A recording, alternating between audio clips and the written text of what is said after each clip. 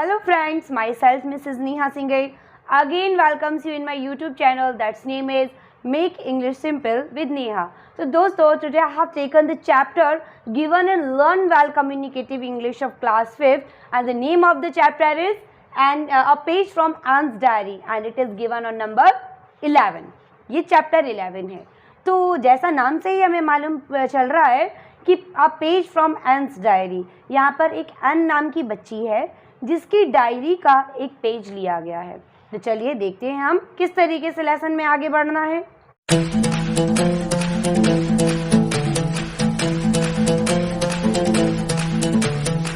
अच्छा बच्चों, आपने देखा होगा कई लोग डायरी मेंटेन करते हैं, अपना जो डेली रूटीन होता है वो डायरी में लिखना उनको पसंद आता है. तो यहाँ पर एक लड़की है, her name is an. Okay, उसका नाम क्या है? एन है. She was a Jewish girl.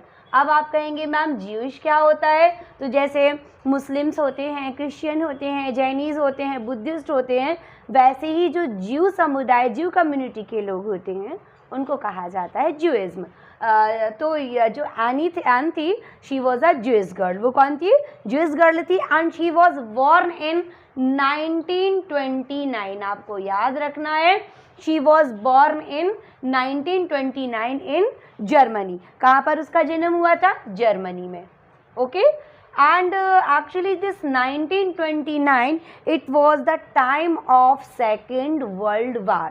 Okay, second world war का टाइम था और सेकेंड वर्ल्ड वार का टाइम ये इसी से माना जाता है 1945 तक यहाँ पर माना जाता है. 1939 से 1945 तक का जो टाइम होता है वो सेकेंड वर्ल्ड वार का माना जाता है. फर्स्ट वर्ल्ड वार का टाइम क्या है?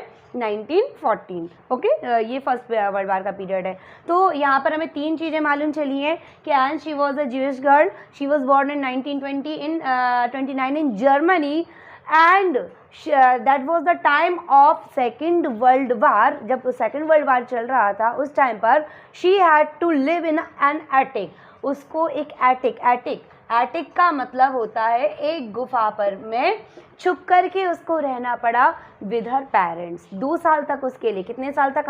आपको एक छोटी छोटी चीज़ लर्न करनी पड़ेगी.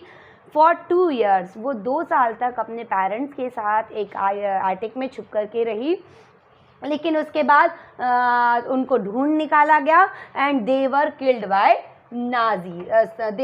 नाजीज के द्वारा उनके लिए इम्प्रिजन्ड कर दिया गया, जेल में डाल दिया गया. और यहाँ पर हमें एक और चीज़ याद रखनी है कि इन मार्च, यहाँ पर देखिए मैं लिख रही हूँ, इन मार्च 1945 जो एन थी she was died of typhus. उसकी मौत किससे हो गई? टाइफस से. आप सोचेंगे मैम टाइफस क्या है? तो जैसे अभी हमारे एक ट्रांसमिटेड डिसीज़, जो इन्फेक्शियस डिसीज़ कोरोना वायरस फैला हुआ है, वैसी एक बीमारी होती है टाइफस, जिसमें हाई फीवर होता है, हेडेक होता है और पर्पल कलर के पैचेस मतलब दाने, चकते पूरे बॉडी पर, फेस पर निकलना शुरू हो जाते हैं. तो इसी टाइफस नाम की बीमारी से 1945 में एनी फ्रैंक का डेथ हो गया. ओके, अब आगे जब हम बढ़ते हैं तो हमें मालूम चला that an she was not unlike other children. वो दूसरे बच्चों जैसी बिल्कुल नहीं थी. She was very wise and intelligent. वो बहुत ही वाइज थी, बहुत ही इंटेलिजेंट थी. But she had no one with whom she could share her feelings. उसके आसपास कोई ऐसा व्यक्ति नहीं था जिसके साथ वो अपने थॉट्स को शेयर कर सके. इसलिए उसने क्या किया? उसने अपनी एक डायरी राइटिंग की हैबिट को फॉर्म कर लिया. मतलब उसने एक डायरी ली और उसका जो भी रोज़ का शेड्यूल होता था, स्पेशल चीज़ होती थी, उस चीज़ को वो डायरी में लिखने लगी. And she named her diary dearest friend kitty. वो क्या बोलती थी अपनी डायरी से? Dearest kitty. तो ये जो लेसन है, actually it's not a lesson, ये एक एन की डायरी का ही पेज है जो उसने लिखा है 20 जून 1942 के दिन. She is writing in her diary कि द एंटायर क्लास, एंटायर का मतलब होता है पूरी की पूरी क्लास. जो एंटायर क्लास थी, it was shaking on it's boots. Shaking on it's boots मतलब डर से काँप रही थी. क्यों काँप रही थी? Because it was the time of result declaration. जो उनका वार्षिक परीक्षा परिणाम है वो घोषित होने वाला था और सारे बच्चे शर्त लगा रहे थे कि तुम पास हो जाओगे, तुम नहीं होगे, तुम पास हो जाओगे, तुम नहीं होगे। तो एन आगे लिखती है कि मैं खुद के बारे में और मेरी गर्लफ्रेंड्स के बारे में तो श्योर थी कि हम लोग पास हो जाएंगे, सफल रहेंगे, लेकिन मैं बॉयज़ के बारे में श्योर नहीं थी क्योंकि कुछ बॉयज़ के बीच में ऐसे थे जो चंप थे, डम थे, जो बहुत ही स्टूपिड बच्चे थे, उनको तो बिल्कुल डेफिनेटली फेल होना ही चाहिए था। फिर एन कहती है कि लेकिन मैं सारे सब्जेक्ट्स में तो श्योर थी, but I can't say anything about maths. मैं मैथ्स के बारे में कुछ नहीं कह सकती थी क्योंकि रिसेंट में जो इंसिडेंट मैथ्स टीचर के साथ में हुआ वो थोड़ा सा उसको चौंकाने वाला था। क्या इंसिडेंट था वो? एक्चुअली हुआ क्या, जो एन थी she had habit of talking too much. She was a chatter box. वो एक्चुअली में चैटर बॉक्स थी, टॉकेटिव। चैटर बॉक्स का मतलब क्या होता है? बहुत ज़्यादा बात करने वाला बच्चा या बच्ची, कोई भी। तो she was a chatter box and she was talking in maths period. Maths जो उनके टीचर थे उनका नाम था मिस्टर कैजिंग। याद रखना है, मिस्टर कैजिंग।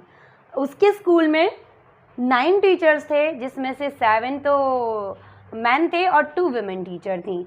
मिस्टर कैजिंग उसके मैथ्स टीचर थे, आपको याद रखना है क्योंकि ये क्वेश्चन में भी है हु वॉज मिस्टर कैजिंग या हु वॉज एंस मैथ्स टीचर, तो हमें याद रखना पड़ेगा मिस्टर कैजिंग वॉज एंस मैथ्स टीचर। तो यहाँ पर वो उनके पीरियड में बहुत बात कर रही थी और जब उसको कई बार वार्निंग्स दी गई उसके बाद भी नहीं मानी वो, तब उन्होंने उसके लिए एक्स्ट्रा असाइनमेंट होमवर्क के रूप में दे दिए और उन्होंने उसे कहा कि आप चैटर बॉक्स, ये जो मैंने अभी वर्ड लिया है चैटर बॉक्स के ऊपर एक ऐसे लिखिए। यानी बहुत सोचती है and then she start writing.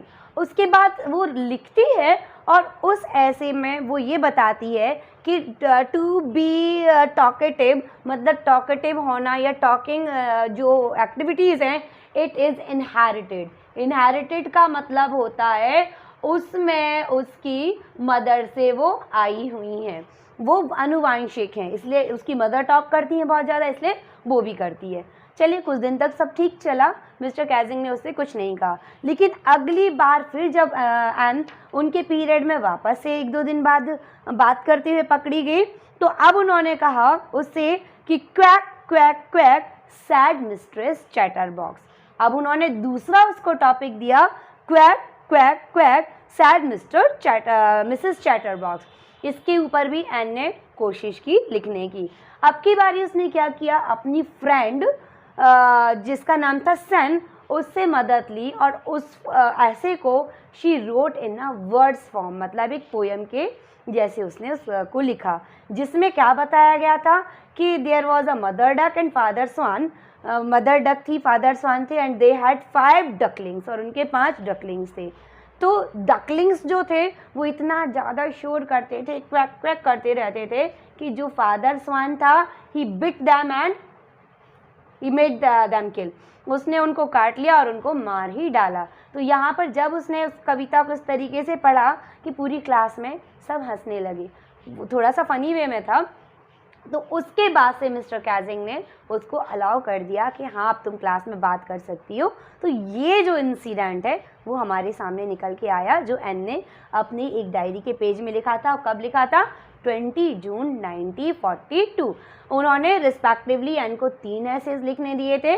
पहला था चैटर बॉक्स, दूसरा था इनकॉरेजेबल चैटर बॉक्स और थर्ड था quack quack quack said the mistress chatter box. I hope आपके लिए ये जो लेसन है अच्छे से समझ में आ गया होगा। मैं इसके क्वेश्चन आंसर्स भी जल्दी ही अपलोड करूँगी, तो प्लीज़ इसी पर मेरे वीडियो को लाइक शेयर और यदि चैनल अभी तक सब्सक्राइब नहीं है तो प्लीज़ चैनल को सब्सक्राइब ज़रूर करें।